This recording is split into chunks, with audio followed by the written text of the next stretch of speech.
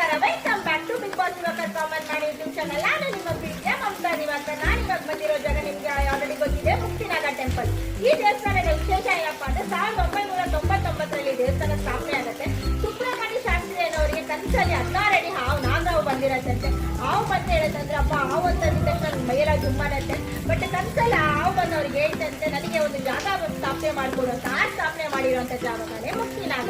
ಈ ದೇವಸ್ಥಾನದ ವಿಶೇಷ ಏನಪ್ಪಾ ಅಂದ್ರೆ ಇಲ್ಲಿ ನಾಗಕಲ್ಲು ಪ್ರತಿಷ್ಠಾಪನೆಗಳಾಗುತ್ತೆ. ಯಾರಿಗೆಲ್ಲ ನಾಗರ ದೋಷ ಇದೆ ಅವರೆಲ್ಲ ಬಂದು ಈ ನಾಗಕಲ್ಲು ಪ್ರತಿಷ್ಠಾಪನೆ ಮಾಡಿ ಹಿಂದೆಗಡೆ ಅವ್ರ ಹೆಸರು ಬರ್ಸ್ಕೊಂಡು ಹೋಗ್ತಾರೆ.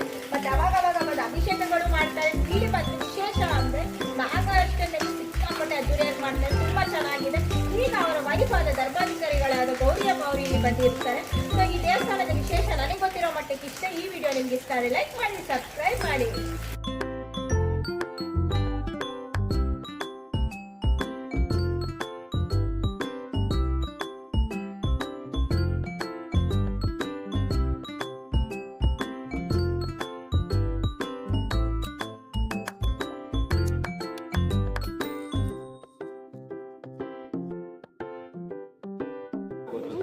ದಿವಾಕರ್, ಮಮತಾ, ಚೇತನ್, ಅರ್ಮಿಳಾ.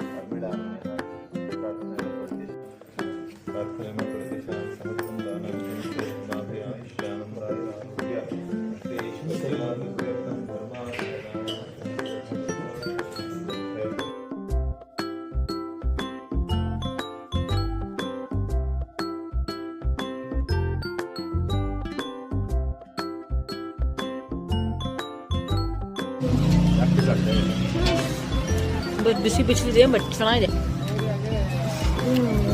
ಚೆನ್ನಾಗಿದೆ. ಬಜ್ಜಿ ಹೆಂಗಿದ್ರೆ ಬಜ್ಜಿ ಹೆಂಗಿದ್ರೆ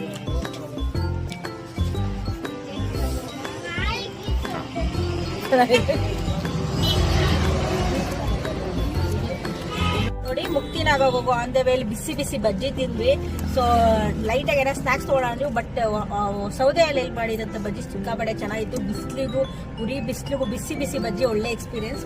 ಜೊತೆಗೆ ಸೂರ್ಯಕಾಂತಿ ಬೀಜನು ಟ್ರೈ ಮಾಡೋಣ ಅಂತ ಬಂದಿದ್ದೀನಿ. ಸೊ 90s ಕಿಡ್ಸ್ಗೆ ಆಲ್ಮೋಸ್ಟ್ ಗೊತ್ತಿರುತ್ತೆ, ಬಟ್ ನನ್ನ ಮಕ್ಳಿಗಂತೂ ಇದನ್ನ ನೋಡಿದ್ರೆ ಏನ್ ಅನ್ಸುತ್ತೆ ಅಂದ್ರೆ ಪಕ್ಷಿ ತಿನ್ನೋದು ಅನ್ಸುತ್ತೆ, ಮನುಷ್ಯರು ತಿನ್ನೋದು ಅನ್ಸಲ್ಲ. ಸೊ ಇದು ಯಾರೆಲ್ಲ ನೆನಪಿದೆ ಹೇಳಿ ನೋಡೋಣ. ಸೊ ಇದನ್ನ ಹೀಗೆ ತಿನ್ಬೇಕು, ಬಟ್ ನಾನು ಹಿಂಗೆ ತಿಂದ್ರೆ ನಮ್ಮ ಹುಡುಗರು ರೇಗಿಸ್ತಾ ಇದ್ದಾರೆ ನನಗೆ. ಪಕ್ಷಿ ತಿನ್ನೋದಮ್ಮ, ಪಕ್ಷಿ ತಿನ್ನೋದಂತ ಮನುಷ್ಯರು ತಿನ್ನೋದು ಇದು ಅವ್ರಿಗೆ ಗೊತ್ತಿಲ್ಲ ಪಾಪ. 90s ಕಿಡ್ಸ್ ಮಾತ್ರ ಗೊತ್ತಿರೋದು. ಸೊ ಯಾರೆಲ್ಲ 90s ಕಿಡ್ಸ್ ಇದ್ರು ಎಲ್ಲರೂ ಎಂಜಾಯ್ ಮಾಡ್ಕೊಂಡು ಸೂರ್ಯಕಾಂತಿ